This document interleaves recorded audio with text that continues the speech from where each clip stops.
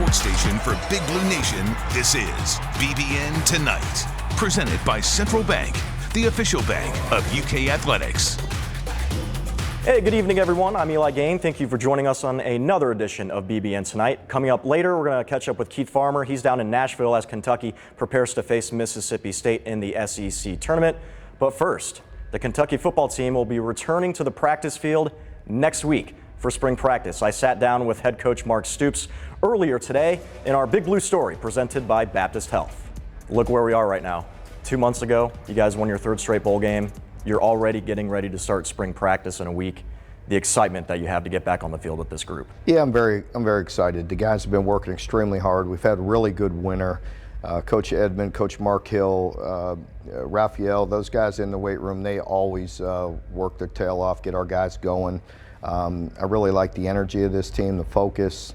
It's been a good off season so far, so looking forward to spring ball. Something a little different this year. No spring game at Kroger Field. Just the impact that can have, but also how important it is to make sure that Kroger Field is being used for something much bigger than playing a football game. I want to give this opportunity to shout out to the people that are testing and giving the vaccines. I went through there. It's unbelievably smooth, and I thank them for their service. So it's with good reason that we're not having a spring game this year. But I tell you this, I do anticipate having some fans in the stadium next year, and I'm really excited to see the fans back in Kroger Field. We need them. We feel the energy, and looking forward to next year, hopefully having fans in the stadium. I have no idea what that's going to look like. I just hope we have some fans in there.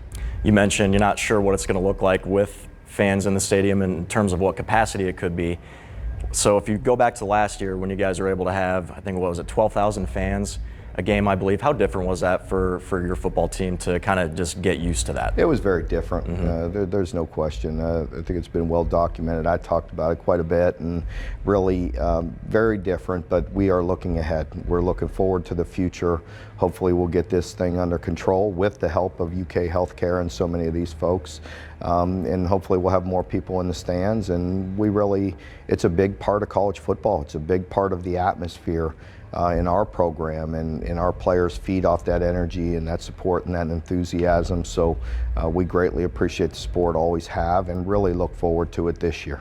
I think what a lot of us in the media sort of noticed last year as the season was going along, with all the adjustments that you guys had to make on basically a day-by-day basis, there seemed at points during some of your press conferences where you sort of just seemed exhausted with everything that was happening. And I think you mentioned a couple times that was probably the hardest year of coaching you've had to go through. Can you just go through that again and just the test that it gave to you as a coach? I prefer not to look back, to be honest with you, but I will, for the sake of answering this question. It really was. I mean, it was. It was extremely difficult. I'm proud of our program. I'm proud of the players, the staff, the organization to push through. It was definitely a challenge. I feel like we ended on a strong note. That always gives you some juice, some energy. I'm really excited about the changes that we made within our program. For me, it's just a very exciting time. I know our players are rejuvenated. They had a good break after the bowl game. It was fun to win that bowl game. It was important to them. And I really like the focus and the energy so far this offseason and getting ready for this next season. I was going to say, it feels like this is going to be a breath of fresh air, not only because 2020 is sort of in the rearview mirror, but there's going to be a new look with this offense. And this is nothing against Eddie, Darren. We know you're very close with them.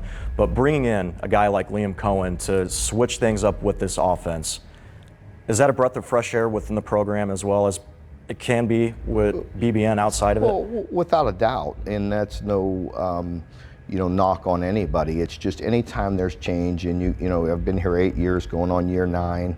I feel really good about where the program's at. I feel really good about the changes and the excitement, and sometimes change is good, and I am very confident in this group and the way they're coaching and the detail that they have and the enthusiasm that they have. It will definitely be a new look, and I'm excited about that. What made Liam stand out over everyone else that you brought in to take a look at? Well, I think there's many reasons. I think, I wanted to take a good hard look at what I wanted to look like. And, I feel like, I got that in Liam. Again, he's a guy that is extremely detailed. Some of the plays and the schemes that they run or ways that I wanted to get into and evolve to. But I think it's very quarterback friendly, but also, brings the physicality, it brings the balance that we're looking for. We certainly need to improve in the pass game.